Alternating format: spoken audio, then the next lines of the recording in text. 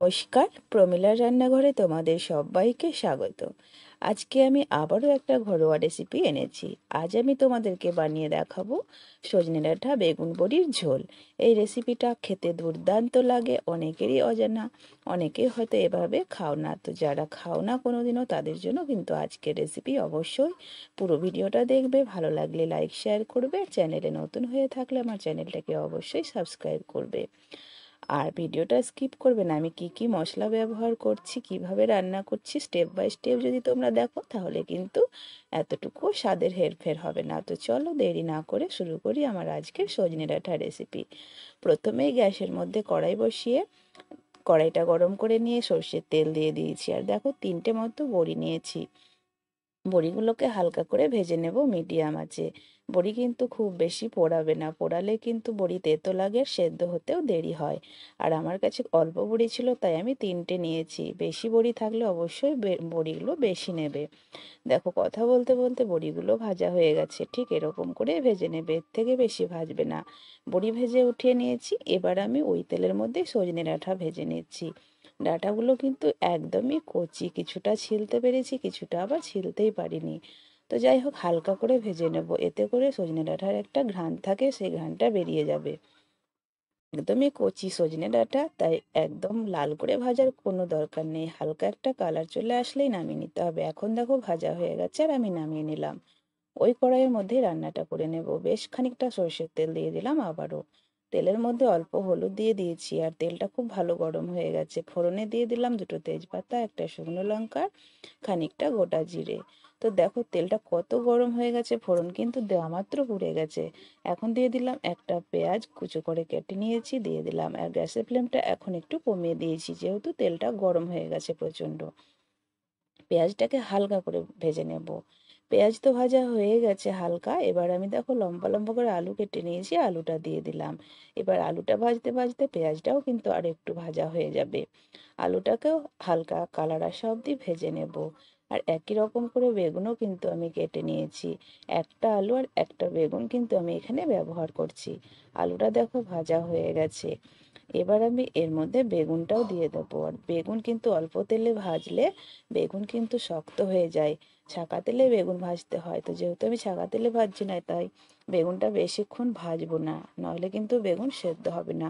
হালকা একটু নাড়াচাড়া করে নিলাম। এবার আমি এর মধ্যে দিয়ে দেব লবণ, স্বাদ মতো, কালারের জন্য হলুদ। একদমই হালকা করে একটু খালি নাড়াচাড়া করে নিয়েছি। লবণ হলুদ দিয়ে দিলাম। এবার লবণ হলুদটাকে মিশিয়ে নেব। আর গ্যাসের ফ্লেমটা কিন্তু আমি একদমই এখন স্লোতে রেখেছি, প্রচণ্ড কড়াই গরম হয়ে গেছে। মেশানো হয়ে গেছে। এবার একটা মশলা অ্যাড করব। মশলার মধ্যে আছে 2 চামচ সর্ষে, 1 চামচ গোটা জিরে, ঝালের জন্য 3টে গোটা শুকনো লঙ্কা আমি ব্যবহার করেছি। তোমরা তোমাদের আন্দাজ করে ঝালটা ব্যবহার করবে। সুন্দর করে পেস্ট করে নিয়েছি। অল্প জল দিয়ে মশলাটাকে এখন 2 মিনিট মতো কষিয়ে নেব।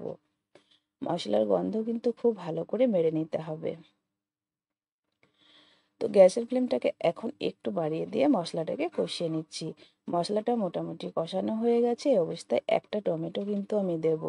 এই আলু বেগুন বড়ি ঝোলে কিন্তু টমেটো দিলে ভীষণ ভালো লাগে খেতে।